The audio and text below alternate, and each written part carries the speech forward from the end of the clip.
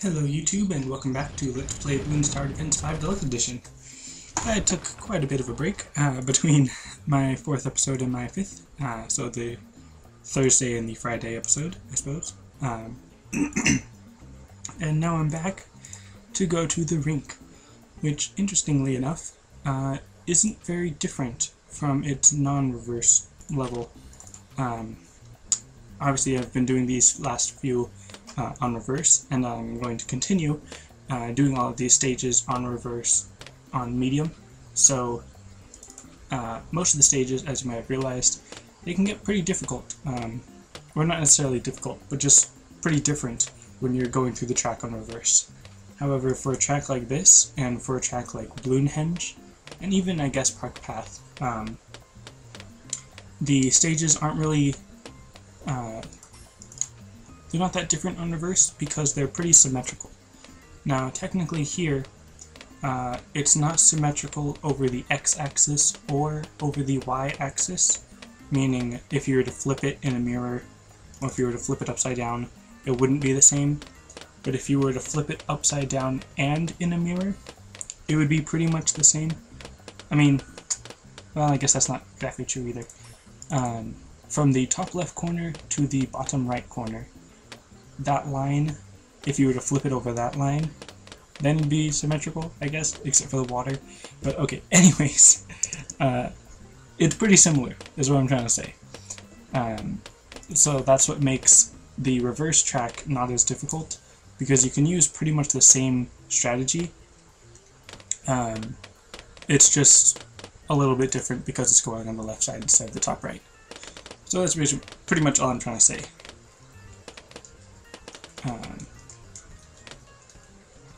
Just to say, I was texting, which again, probably bad manners when doing the Let's Play. I should probably, silence all my cell phones and all that, but meh.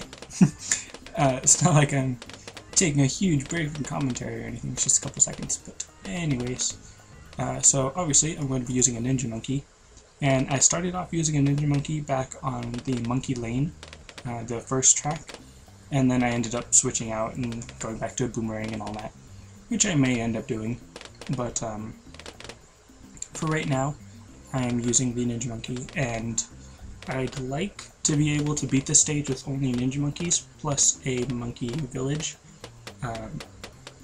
And let's see, I'm actually, instead of buying a double shot or the distraction, I'm actually going to take this moment now to build a banana farm. And of course a random penguin waddled by, or slid by? I don't know. I'm going to take this moment to start my banana farm, because it's only round 12, and it's a pretty early banana farm. And I'm going to need it, because I'm going to need a lot of money if I'm going to only use Ninja Monkeys, plus, actually, you know what? I'm only going to use Ninja Monkeys.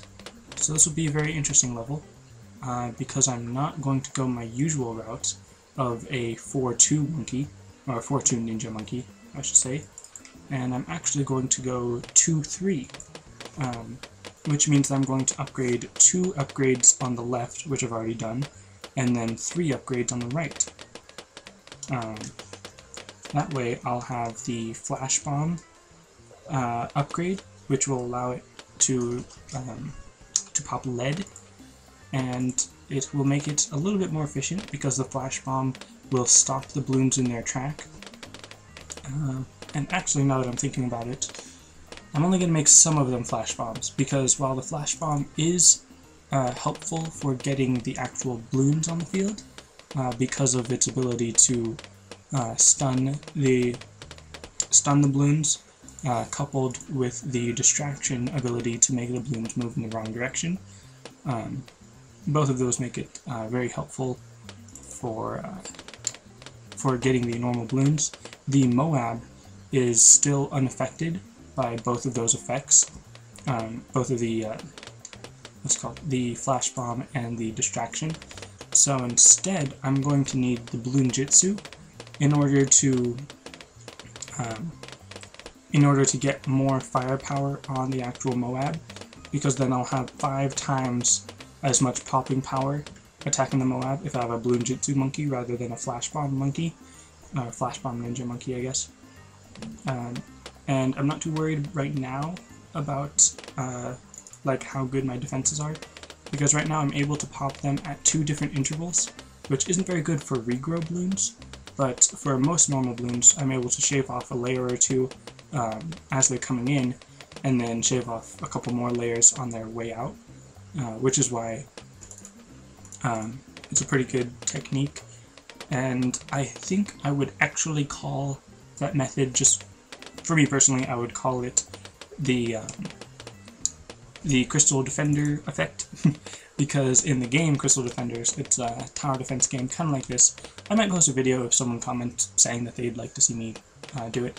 I'm only going to post like 1 or 2 videos of it because I am really bad at that game, even though I could technically be good if I put more thought into it, but it's a really difficult tower defense game. Just a second, texting.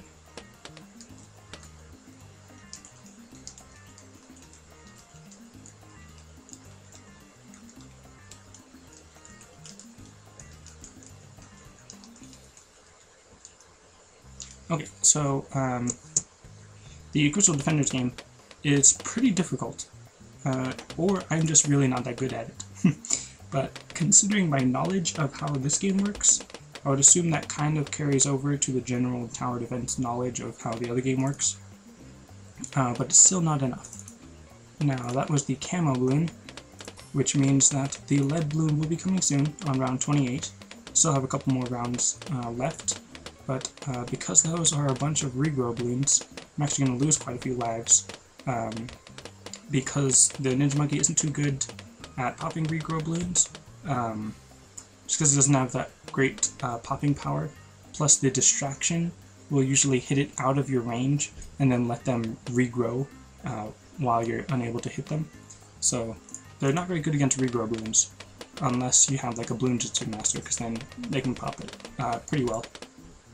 But anyways, also, now I'm going to almost have enough money. I'm actually a little worried about that zebra balloon, even though I have plenty of lives.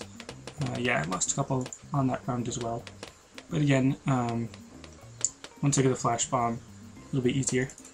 And again, I've got triple lives, so that's not really much of a problem. Now here, I might be able to get enough money, almost. The flash bomb will be very helpful here. I'm trying to click it as fast as I can, because then that explosion, not only does it stun the balloons, but then it also works like a bomb tower, where it'll do that area of effect damage. So that'll be helpful against those long streams of balloons, because not only will it stop them so that you can pop them more, but it'll also pop them. So that'll be nice. Now, actually, I'm going to go for the valuable bananas, just because they're obviously very valuable, and I'm focusing on the track, even though I'm not actually doing anything. I am going to need a lot of money to be able to buy a lot of ninja monkeys. So, and the other way, if you don't use the flash bomb, and this is actually a sabotage supply lines ability. Sabotage the balloon's supply lines for 15 seconds. During the sabotage, all new balloons are crippled to half speed.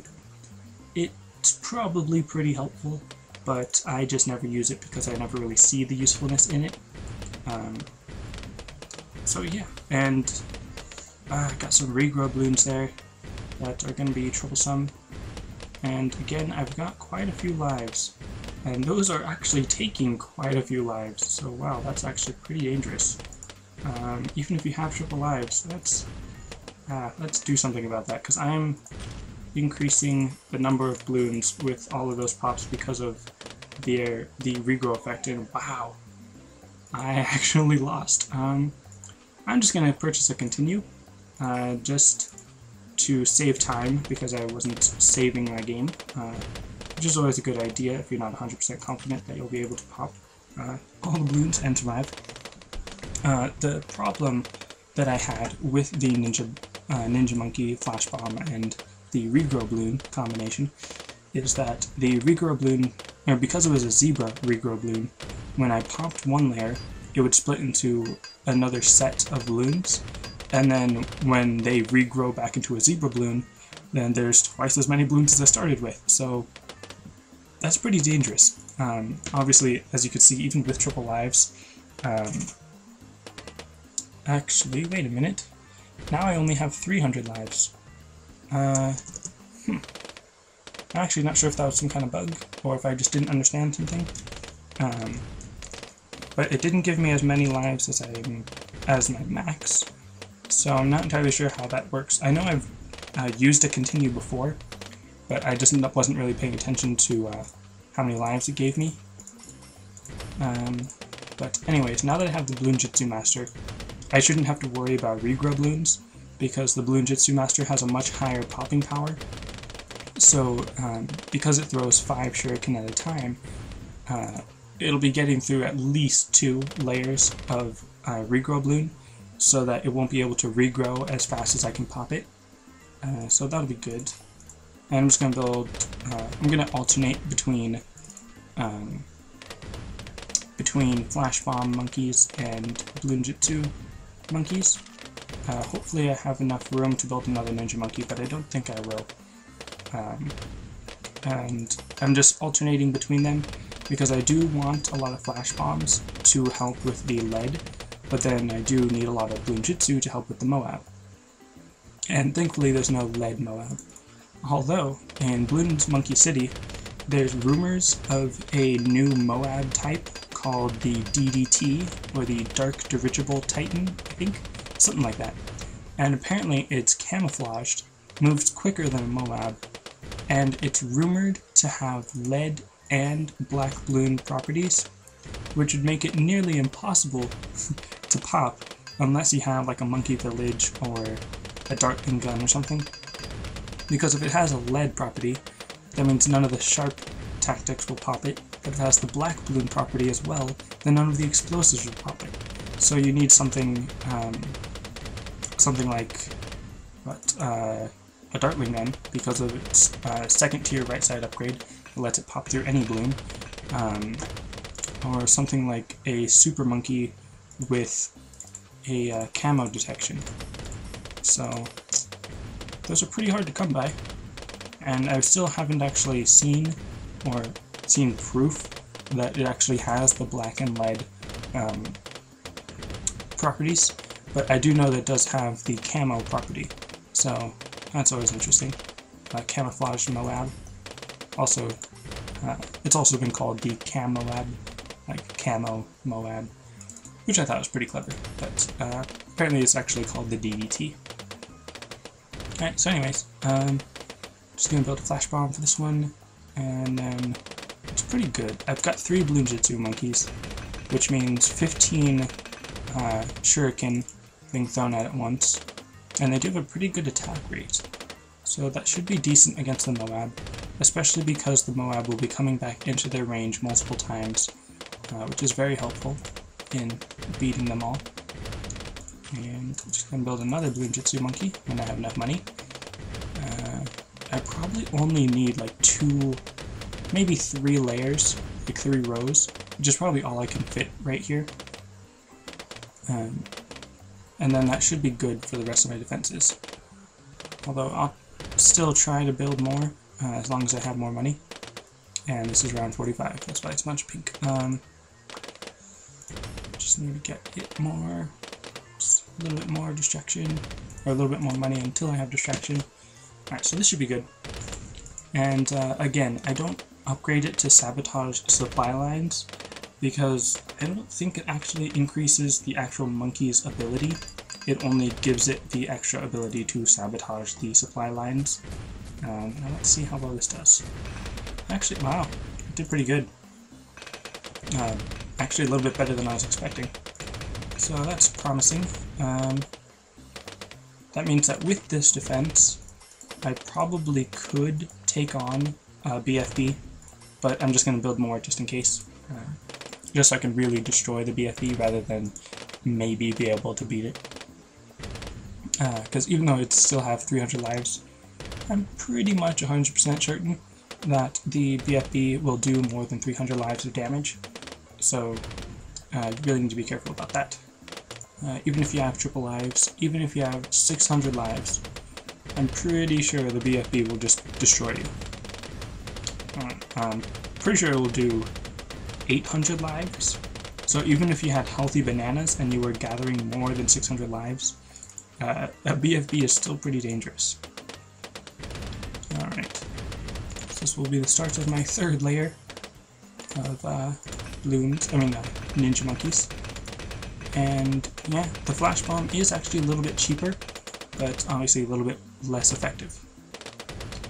And I'm going to wait until I have 5,450 before I actually start building the second one, just because it makes things a little bit simpler, and obviously all of these monkeys are good enough. And again, I do have triple lives, and I did need to use a continue, so this isn't exactly a no lives lost strategy.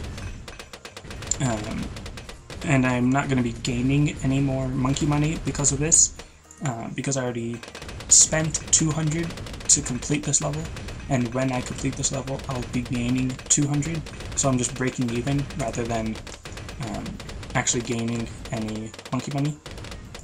So, like I said, I wouldn't exactly advise this strategy.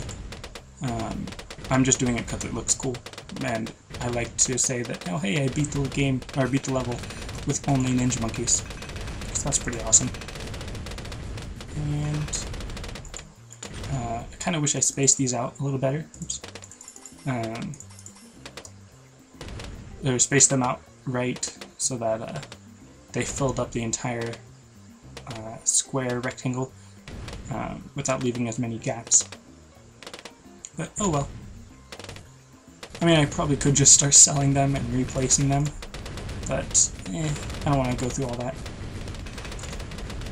I'm already around 53, and I'm pretty sure I'm just going to destroy the BFB, and in fact, I am so confident I'm going to sell my banana factory, or Banana Republic. It wasn't even a banana research facility, but that was probably a really bad idea, because I'm probably going to end up losing, and I'm going to need to use another continue, which means I'm actually going to be losing 200 monkey money, rather than even breaking even.